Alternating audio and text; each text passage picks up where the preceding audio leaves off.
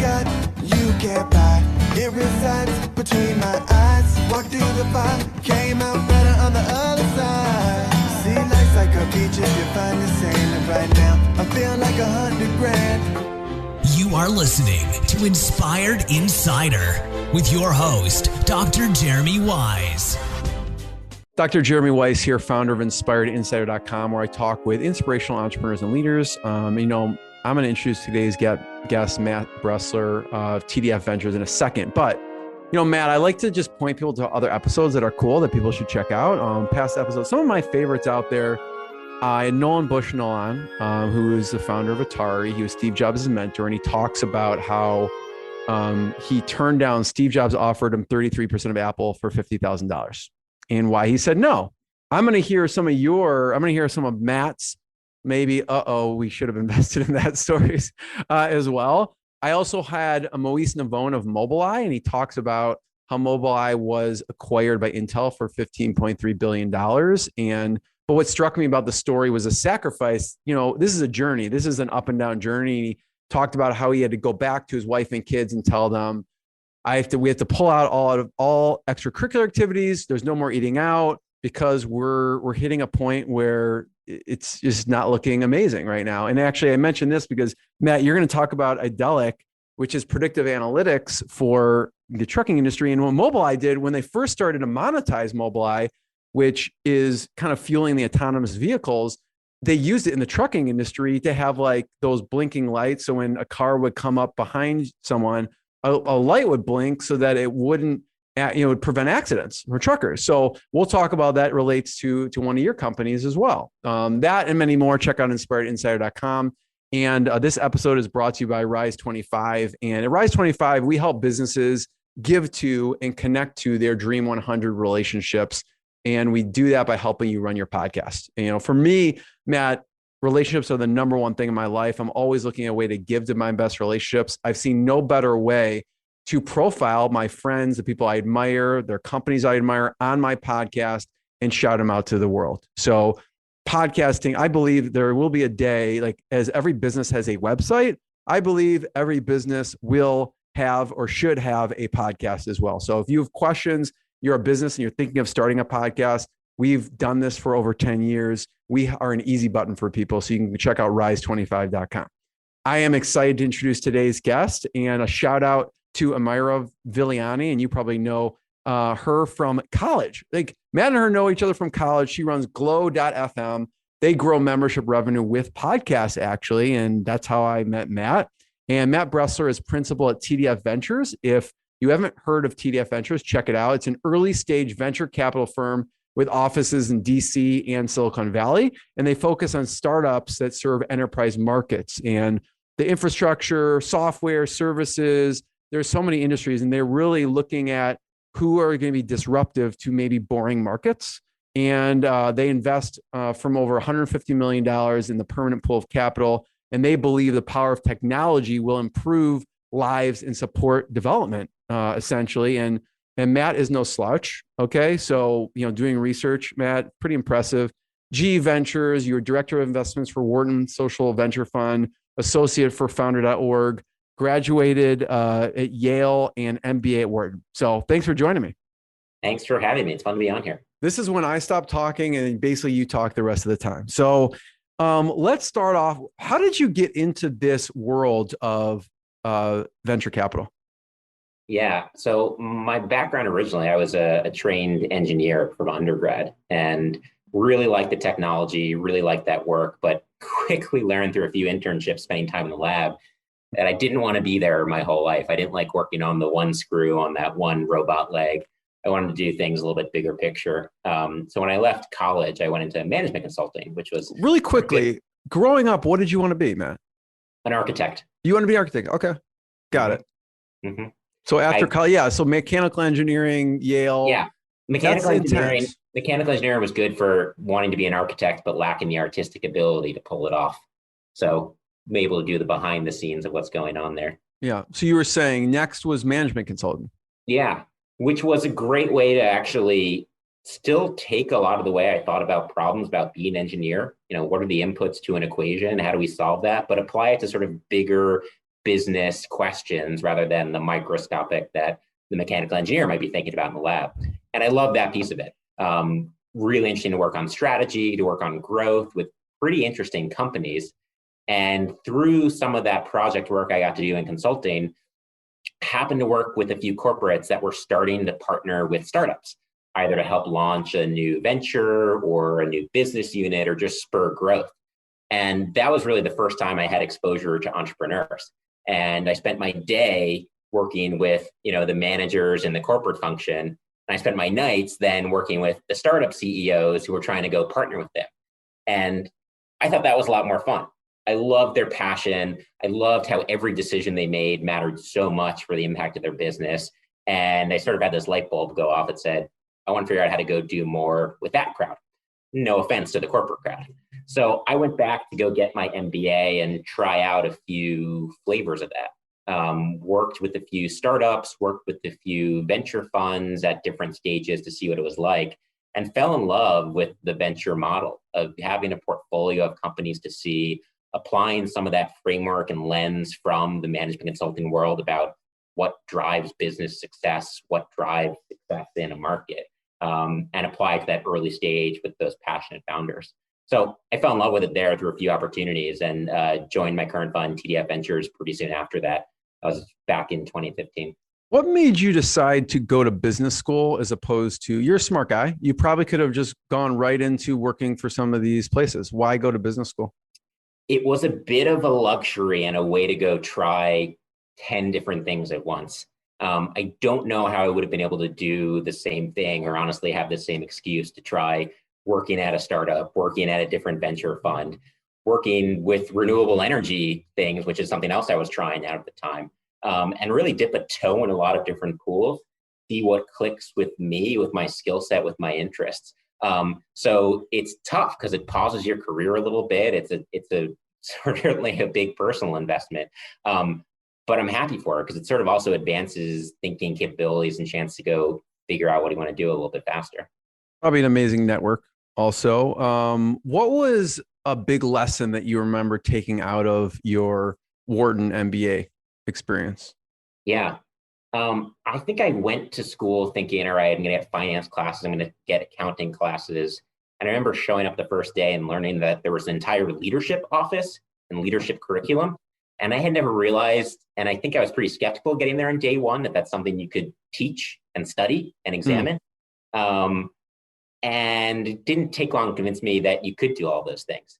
And I really liked some of the classes that talked about and we really dissected and analyzed what are different leadership approaches and how are there not just one ways to lead, and at what point do you do one versus the other. And just because your personality is X doesn't mean you can't adopt, leadership style Y at some point, leadership style Z at a different point. It sort of clicked for me. So actually a lot of what I enjoyed from the curriculum of school was less sort of the brass tacks and the nuts and bolts of business and some of that softer stuff that is harder to quantify sometimes. Yeah. What you went into looking forward to and expecting is something spit out completely different in the end. What would you say your leadership style is? Ooh, that's a good question. I think I'm someone who looks for consensus and tries to drive consensus. I certainly have an opinion, but I like to bring people there rather than tell them how it is. So walks them through my logic, very reasoning based. It's the engineer in me that can't help but sort of have the 10-step approach to how I get to a final answer, and like to make sure people are on board with me around getting to that. So that's what it is. I like to have sort of other people chime in and call out where I'm wrong on those. And I'd rather have my opinion changed by understanding where along the way we disagree. But if I can bring people along and have them understand my thinking and get everyone aligned to the same topic that way, I always like that. Yeah, I want to talk about the team at TDF Ventures for a second. We're talking about leadership, and I will ask too. I'm really curious. I'll have you walk through some scenarios of kind of maybe early stage, some non-typical approaches you've taken at TDF Ventures, but talk about the team a little bit. What is made up of TDF Ventures? Yeah, it's a neat team here and a great team to work with every day. It's probably the reason I joined the firm more than anything. we pride ourselves, particularly at the partnership level here, at having ex-operators on the venture team. We're not the only fund to have it, but not everyone does. And our team here, they were CEO of startup companies, they were executive leaders at growth companies, or even some, big C-suite positions at corporates that are working with these startups, acquiring those startups, et cetera. And having that background not only gives you empathy to go work with the founders that we're working with, but gives you perspective of what does it take to succeed? What does it take to find the right person at this stage of a company? What does it take to actually go build a big partnership, to own a sales quota? So having that is super helpful. And then me and some others on the team sort of pair with that of not having necessarily had that direct startup executive experience, but coming from management consulting side. So there's a few of us here that have that perspective, which is a little bit more macro, a little bit more data driven, and a little bit more structured and sort of thinking through the approach. And I think it's actually our team combining those different viewpoints where when we're together discussing a deal, and I can turn to one of my partners who has seen 1,000 CEOs and just knows what it takes to find a leader, and I can sort of weigh that against, all right, well, here's how I'm dissecting the plan, really where I see the numbers. Having those two pieces together just makes a great combo. So I think it's those two sides of the coin that make our team really function well. And then frankly, it's just good people. And when you're a small team and you're working so closely with each other and with the founders, you want to be around good people. So that's a super important thing. Matt, who's someone from the team and like a valuable piece of advice they've given you? I was looking at the website, and you do have like just a lot of really experienced people in the field, it looks like. Yeah. Geez. Pegging it to I don't know if there's a particular deal, maybe talking about one of the deals and how maybe someone had a perspective that you weighed into making a decision. Yeah. Well, I remember, I was maybe alluding to a little bit before, but the perspective of, I think particularly when I was just starting my career here, finishing a meeting with a company we were looking at, and hearing it and running the numbers on my laptop as we're going, looking at a model with some of the data they were showing us and just thinking, boy, the numbers all work. This clicks perfectly. This is a sure home run. And walking out of the meeting and my partner turning to me and saying, those two co-founders will never get along. They'll never survive. And I sort of looked up for a second and realized, I'd been heads down in my laptop the whole time, thinking about numbers, thinking about the model, not reflecting on the team dynamics. And it was a pretty quick learning of, boy, this person's been in those shoes, having to sort of work and manage different styles before, knows what it takes. And it goes back to sort of talking about an MBA. Like, there are things that are sometimes harder to teach what works, what doesn't. It's a lot of experience, understanding, or really understanding the psychology of people for sort of what matters there. So I think realizing how important, how critical that aspect of our businesses and early stage companies, the people factor, was a quick realization I got to have. I want to hear about what you look for in a company to invest in a second, but piggybacking on that, Matt, was it something you think if you were just tuned into it, you would have noticed? Or was it something that this person, because they've seen so many interactions, just something subtle that they saw in that interaction that made them say that? Do you remember? Gosh, probably the latter. Okay. I don't know. I'm just curious, if you were tuned into it, would you have picked up on the same thing? Or just because you were so focused on the numbers, no, you think that person...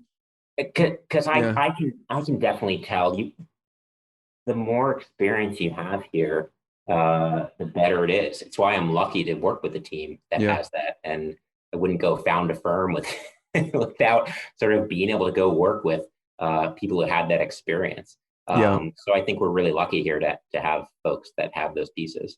I want to, before I ask about looking at a company, how do you look at a company that you're investing in? What do you look for? I don't know if I'm pronouncing this person's name right, but Lee Tong. Yeah. Is that, what is it? Lee Tong looks, Lei looks intense. He's intense. On the team page, I would not want to run into him in a back alley. I don't know. He looks super intense. Is that his personality? You don't want to run into him on the back alley, that's for sure. But not for any bad reason. Okay.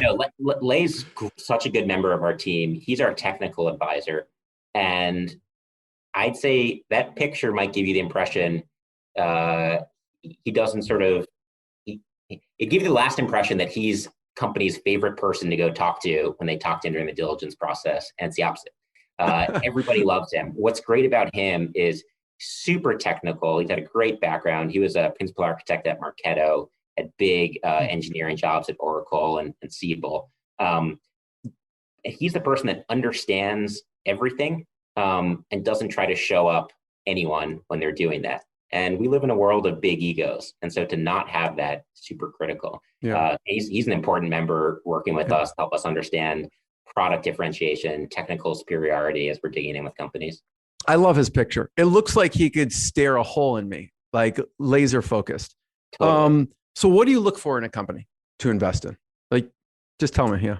Yeah. So the first thing I'll say is the most overused answer by investors. And when I did interviews like this for the first year or two of my career, I tried not to say it. I wanted to be different. And it's only over time I learned how important it is. And it is team. The greatest product opportunity company in the world, I don't think will succeed without a great team. Therefore, it is absolutely a prerequisite to have a great company, to have an amazing team behind it. Now, what an amazing team is, we can talk about more because I don't think there's a cookie cutter definition of it. But we do care about what those pieces are. We care a lot about sort of, is there a reason this team is understanding it? Do they understand this problem better than everyone else? Do they know how to sort of scale it, how it'll work today, how it'll work tomorrow, and how it'll work in a few years, and have some experience building things like that in the past? So we do care a lot about what that team looks like. Right after that then is, what's the value of the product they have relative to the problem out there? Understanding from the customer perspective, what are they solving and why is this 10x better than the next best option out there? Things that are incrementally better or provide a little bit of savings, those are hard to get behind because it's hard to see how they're going to go revolutionize an industry. The ones that are having a 10x change and a customer can't live without, and is the last thing a customer is going to take out of their system when things go bad, that's what we really care about. And we look for early signs of that. We're early stage investors. We do seed rounds, we do Series A rounds. So we typically like a little bit of traction, handful of customers that are paying. But we'll go really dive in and say, well, what's the ROI when those customers buy the product? Why do they buy it? Once they buy it, do they use more of it? Do they love it? Do you have an understanding of it? Is it hard do they have nowhere else to turn for a product like this? That's what we really care about. So we look for those early signs of it to see if it's there. And then, we'll go test that, check with the market, see if the numbers sort of back it up. But those are the things we really care about. Talk about what's an example of some early signs that you've seen. I think every company would be like, I don't know, maybe they don't even see the early signs because you've seen this across you've evaluated so many companies that you probably see them maybe even before the business themselves see them. What are some example of an early sign that you saw like, yes, this is something that a customer cannot live without and will possibly revolutionize an industry? Yeah. We'll go find customers and talk to them about it. I've got an e-commerce company called Whitebox. They invested in probably 2 years ago. They do both the back-end solution for e-commerce brands of how to actually fulfill our shipments, get them to the customer, make sure they're packed correctly, do it in a cheap and efficient way, whether the customer's buying on Amazon or on Shopify, as well as sort of the front end for that e-commerce brand of how do we put our listings online, on Amazon, on Walmart, on our own Shopify site, promote it properly, price it properly, helping brands sort of basically, you make the product, we'll do everything else to help you out. So that's one where I just started calling brands. Brands I knew, brands that friends knew, and said, have you seen something like this? Would you use it? Why, what do you use in place of this now? Would it be more valuable to do that? So it's a lot of that first party market research, talking to them, gathering those perspectives, understanding what are their questions? How do I then go test that back with the market? Would you pay for this? Why, et cetera? Those are the things I really like to do and find the information super valuable. I could see that if you turn that off overnight, people would be frantic. Like basically someone's operating all of their listings and doing all the back end fulfillment, it's not something you could just shut off. It's great. And the alternative is you go find a dozen providers to go help you with it. You're either a massive company and you hire 20 people to do it, or you work with a dozen providers where the technology and data doesn't really talk to one another, or you get white box. I'd recommend the latter. Yeah, totally. So team, and then the value to the problem, Yep. right? What's another? Yeah. So beyond that, we start to look at the metrics around growth. And again, it's usually pretty early, but we start to see how are they scaling? Is there an efficient way to go reach market here? What are they selling the product for? How much effort is it? Can you get that repeatable motion where you're paying back what you're spending to go invest to try to sell it pretty quickly? Can you do it at high margins? They're not a high service cost or COGS associated with it. Those are the things. And you just have efficient growth. As your company starts to grow 10, 20, 30% month over month, can you keep it up as things scale? Because things always break as things get faster, bigger. You need more people, your processes scale, et cetera. So we start to look at the metrics around that. And there's a lot of established metrics that investors are looking at around CAC, around LTV, around sales payback, general efficiency growth, those types of things. And we do find those very important as we start to drill down into it. And I know that you said you invest in different stages. Is there a kind of a baseline revenue that you want to see or above before someone approaches you? I don't have a hard one. For me, it's all about, do you have early product market fit, which to me means, do you have a handful of customers that are buying the same thing from you? You're selling the same thing. You're starting to see some repeatability. I hesitate to define a revenue number because you might be selling to small businesses. It's a low dollar amount, but you're doing it really quick. They're making decisions in a few weeks to a month. And you might be at a few hundred K in revenue and say, yeah, I've got product market fit. I've got 50 customers who are all doing the same thing and they seem to be climbing me fast. On the other hand, you might have a sophisticated upmarket enterprise technology solution. It takes 6 to 12 months to sell into those customers. You've got 3 different customers. They all want something slightly different. You might be charging them a ton. You might be at 2 million in revenue and still might not have product market fit at that point. So it looks different for each company. And so you know it when you see it. Industry-wise, Matt, I said a little bit about non-sexy, but very innovative and disruptive. Yep. Can you give me some examples from the companies? Totally. We're spending a lot of time these days around logistics and supply chain. It's a huge spend category in the US, and most of the companies there have been very slow to adopt technology, versus the healthcare world, the financial world. Those were early adopters to tech. It's why fintech and health tech have been, established areas investors have been in for a while and big companies have been built. A lot of supply chain logistics has been slower to that. At the same time, it completely lends itself to digitized data, what you can do with it once it's structured, once you're running interesting analyses on it. And companies need a lot of help there. So there's a great chance for software and technology solutions to come in there. One company I'm involved with from our portfolio in that world is a company called Idealist. They do predictive analytics and driver management for trucking fleets, both heavy duty and lighter fleets.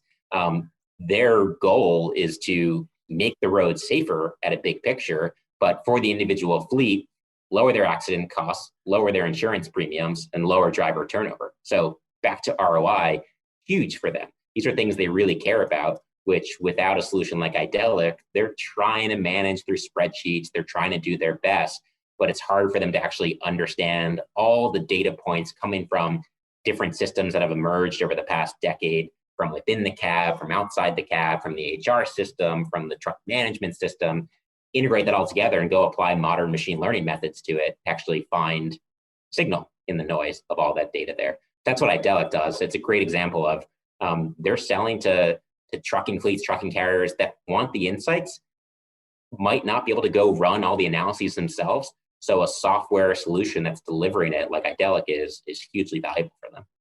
How did you discover Idealist? So I spend a bunch of time when it's possible to go travel in, quote unquote, second tier markets in the US around the venture and startup world. Idealist based out of Pittsburgh. I spend time in Indianapolis. Colleagues of mine go to Dallas, Houston, Atlanta, Chicago. And these are markets where it's easier now than it ever has been to go start a company. There's great talent. People as workforce has gone remote. There might be people who have had experience at big tech companies, or you've sort of been through a cycle in a lot of these cities for some of interesting companies to grow and develop talent and sort of understand what it takes to grow a technology business. So you're seeing more support there. And there's some early capital there from seed investors, angel investors, but a little bit less at our stage. So we've found it's been really effective to go find partners to go work with in those markets. Some of the early investors, work with them on some of their portfolio. When they get to a stage, you might be ready for us to go partner on it. So I had met Idelic through that, through some of my work in Pittsburgh around the Carnegie Mellon ecosystem and some of the seed innovation ecosystem there a few years ago. So would you, I don't know if this is the right word, but not underserved, but it's not getting the attention like the Silicon Valley companies. Totally. Exactly it. And I think it is actually underserved from the capital market. Yeah, I love it. That's amazing. Idelic. Now there's a non-typical case, right? Which is Travis Security. Mm-hmm. All right. Talk about how that happened and about that. Sure. So the other thing I should mention about TDF is at any given time, we've got maybe half a dozen investment themes that we're being proactive on. Not just waiting for companies to come in the door that are doing the next great thing. We certainly do that, and the doors are always open. But we're thinking ourselves and trying to put together our research understanding from what we're hearing from our own companies, our own experiences, our network about what's interesting, what's next. So we've always done a lot of work around cybersecurity. Being based out of Washington, D.C., we see a lot of good stuff coming out of the national security groups and affiliated agencies in that world. And I've had good success investing there. But we sort of saw this dilemma a few years ago when we looked at the rate of spending on cybersecurity tools, which was going up, up, up, up, up. And we looked at the rate of breaches, which sadly were tracking that and going up, up, up, up, up. And we said, well, this can't continue forever. We can't spend our way out of this problem. So when we sort of thought about parallels about what other industries had done when they couldn't totally circle the risk, there's been interesting insurance markets that have popped up, transfer that risk, be able to cap it, understand it in that sense. And cybersecurity insurance has been an early emerging area. So we started looking into it and realized, yep, it's early days. There's a few billion in premium that gets written every year in this area. So, and growing at 20, 30% year over year. So really interesting, high growth market, already pretty big, but growing even bigger. But as we dug into it, we realized the products there were failing. Boards were requiring companies to get them, but CISOs and even some of the C-suite weren't so happy with what they offered. They thought they were getting ripped off. They thought it wasn't causing enough protection, and they thought it was overpriced. At the same time, you had some of the insurance companies that were happy with the returns they were getting there. They were growing. People were buying their product. They felt like it was fine. So as area, we said, all right, you've got a growing market. You've got customers dissatisfied with the product. We could probably dig in and figure out how, what's the issue and how do we find someone that's going to fix it. We spent a lot of time looking and talked to a lot of really interesting, great companies that are doing things. And a lot of them have seen good success. But we just didn't find the right match. It has to be the right timing with the right team, with the right model and the right location. So it's a high bar. So we did that work for a bit, couldn't find the right opportunity and sort of put that work on the shelf for a bit. We decided though, about a year ago to partner with a really neat venture studio called High Alpha out in Indianapolis. And if people don't know the venture studio model, it's essentially like the venture capital world, but rather than look for ideas from the outside, they try to produce ideas internally and go find a team to go back and help them from the early days build a company around it with some shared services that would make it a lot faster to go build when you're working with them across a few different companies. So I started working with the group there, put together a business model down on paper and said, if we can go recruit a really good team behind this, I think we're going to have something. Fortunately, we did. We got an ex-CISO who'd been an exact target in Salesforce, a great product builder and CTO who'd been at Carbonite and a few other stops along the way, to go start building the team and launch it last year. And within a few short months, built a product, had partners signed up, had paying customers, and they're off to the races right now. So it's a lot of fun. We're not typically getting That's involved. a big undertaking. It is. Fortunately, we've got a great team and partner behind it to work with us on it. But it's a lot of fun. And it's somewhere where when we had such high conviction around the market and around the opportunity and even around the model, we wanted to spend the time and effort on it. And so far, so good. And it sounds like the first step in that, I mean, besides the idea and like all the research, is to find a person to lead the team. And what would that conversation look like when you approach this person or start talking to this person? Yeah. So fortunately, the CEO there, he was one of the people we called out during the ideation to sort of validate it, to say, are we crazy here or something here makes sense? So got to meet a lot of people over the course of that. And he was someone from day one said, yep, totally get this. And let me tell you how I think about it. And it was sort of a perfect mind meld at that point of, all right, here's how we're thinking about the world. Here's how you, Jim, are thinking about the world. How do we start to mash this together? And then finding sort of understanding how his skill sets pair with his co-founder, sort of really round out the package on what it takes to build a company early on, made a lot of sense. Plus, he's someone where there was really just one degree of separation between me and him and understanding. And when you can sort of understand, all right, what's it really like to work with this person? What does he do when backs against the wall? What drives him? What motivates him? That's really helpful to understand. So that was key here when it's such a early hire as well. Yeah. And when you're bringing your ideas, it's people kind of raise their hand because they're on board with the mission and they totally see what the vision and they see the execution part. That's right. Yeah. That's right. I love it. I want to talk about Rundeck for a second. And because this is part of, another part of the journey, which is acquisition in the end. But before we talk about Rundeck, my favorite, so if anyone goes to tdfventures.com, they go to the investment page, you can see all the different investments. You can see all the different companies exited. I don't know why, Matt, but my favorite logo is LionGuard. What does LionGuard do? Yeah, LionGuard's they're a service for MSP providers. And if you know the MSP world, MSPs are sort of the outsourced IT organizations that work with a lot of the small, medium businesses across the world. It's a huge market. There's 20,000 or so or more MSPs out there. And there's big ones, there's small ones. They've got some of their own technology because you imagine it's a unique situation to be in, to go manage the tools and assets and resources of a third-party organization. There's a lot of things you have to do differently than if you were managing it yourselves. LionGuard fits in there. It's a tool for those MSPs to use to actually understand a lot more of the information about what's actually happening in their customers, what assets are there, how do we go automatically go take inventory of a lot of those and get other information about what's in use, et cetera. So it's a tool that makes the jobs of those MSPs a lot easier, gives them clarity, gives them better understanding of what their customers are doing, allows them to run their businesses better. So IT providers would use LionGuard as a solution to run their B2B business, essentially. Exactly. Got it.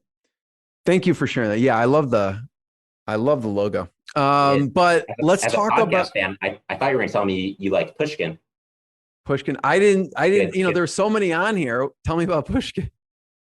They're a great podcast studio. Okay. Some really good names behind them. Malcolm Gladwell. Nice. One that's sort of his good household name. They've been putting out great consumer content. It's not typical for us, but one we really like and a good team behind. And we're big fans of both how they run the business and the work they put out. Love it.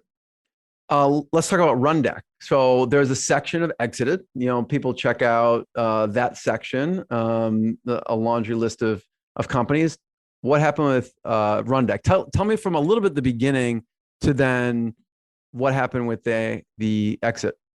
Yeah, Rundeck was a really great story. Great team, pair of co-founders there that, going back to what do we really care about in team, were experts in what they did. Rundeck's company in the IT ops world. So they go help IT ops departments run more efficiently. The people in this world, they're plagued by tickets and requests from around an organization. I need to spin up this server. This group needs access to XYZ. And it's a lot of the same things that get requested that just take time to go work between organizations, go do the manual builds, go put policies in place, and it can drive them crazy. So this is the world that Alex and Damon, the co-founders there, came from. They started doing some consulting work with big organizations that had these issues to help them go run more efficiently.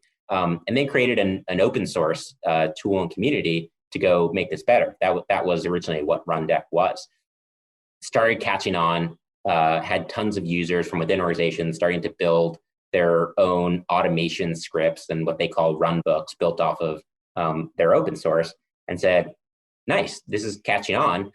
Maybe we should do more than just consulting here, but maybe we should start to build product company around it and start to build enterprise features around both what we're offering for free, help customers go implement it and give them some more than they can do.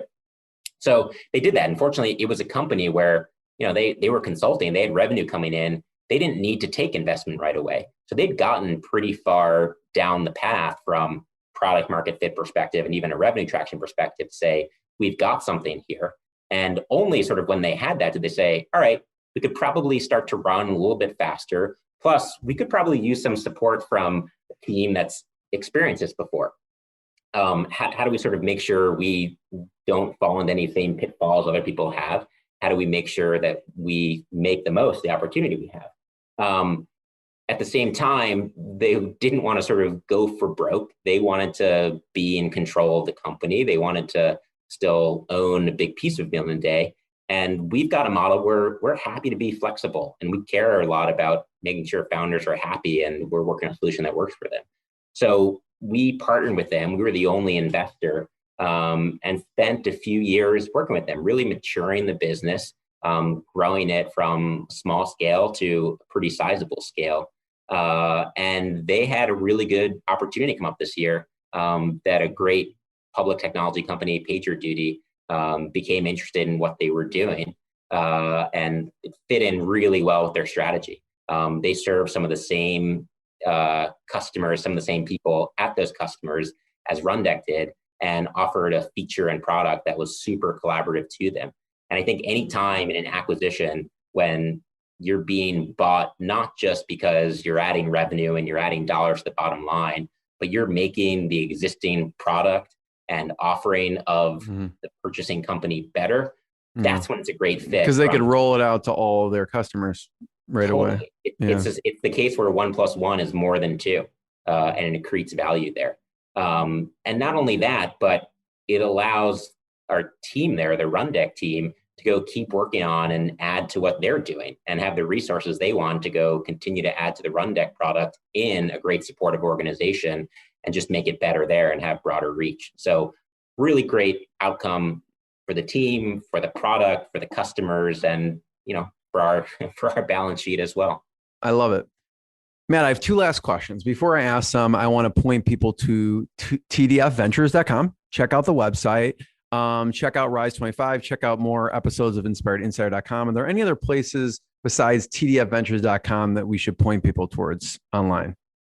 That's the best spot. That's the best spot? Public images are linked there too. So if people want to learn more about them, you can see our whole investments page. Cool. Check it out.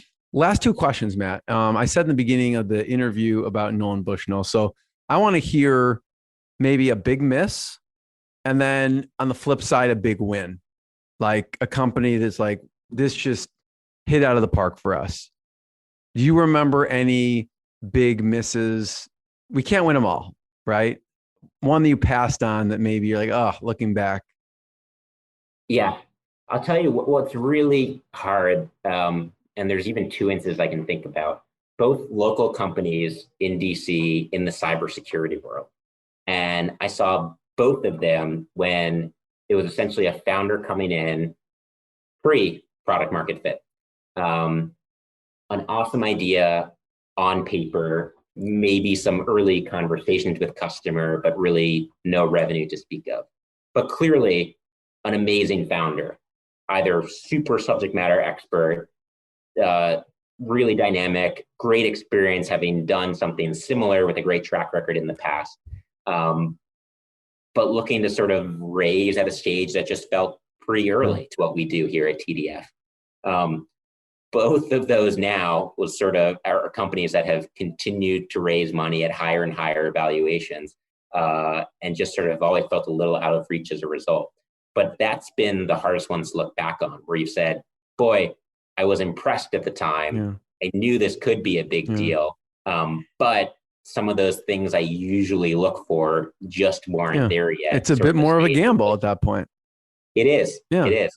And it's a different skill set and a different risk level to invest at that point. So it's hard to beat myself or our team up too much for not taking it there. At the same time, it's pretty easy to go measure the results of missed results and on paper in retrospect. Yeah, listen, hindsight's always 20/20, but I always like to know because, even whatever, you take Hall of Fame baseball players, they're successful like 30% of the time with their hits, right? And so the same goes for seeing things. You'll see more things than most people, but everyone's it's a trade-off or a gamble at some point, right? Sure. You're right. So big win. Yeah. I'll mention one that's near and dear to the whole team at TDF, a local company called EdgeConneX. And EdgeConneX, actually the CEO has been a venture partner at TDF for a long time, Randy Brockman. What EdgeConneX does is build edge data centers. And they really got their start as some of the internet content media companies were figuring out, how do we actually put content closer to where population centers are? Can't have the big data centers, all the content in the middle of nowhere, because even though this moves pretty fast electronically, there are still lag times, delay times, transport costs associated with it. So EdgeConneX figured out, how do we actually go run a network of distributed and smaller data centers on the edge, where we can put this content, we can host it there, and make it work for those companies. Now, a bunch of the hyperscale players use it, a bunch of the big cloud ones use it to run their edge data centers. So really neat company. What was neat about it is it was seeded here by the TDF team. It predates my time. We had our team that was around the table from day one. A former colleague from TDF in my role is now the CFO there. So in addition to sort of having, the CEO as venture partner, another loyal member on the C-suite there, and they've grown and grown and grown over the years. And they were just bought for a few $1 billion by EQT, a big private fund out of Europe that's been really interested in the infrastructure space. So really impressive to see a company go from seed and idea stage in our own conference room down the hall with some of our colleagues to a multi-billion-dollar exit with data centers all across the world where it is today. Matt, this has been amazing. Thank you for sharing this. Congratulations with everything that you do at TDF Ventures. Everyone check out tdfventures.com and check out other episodes. Thanks, everyone. Thanks. What I got, you can't buy. It resides between my eyes. Walked through the fire, came out better on the other side. See, life's like a beach if you find the sand. And right now, I'm feeling like $100 grand.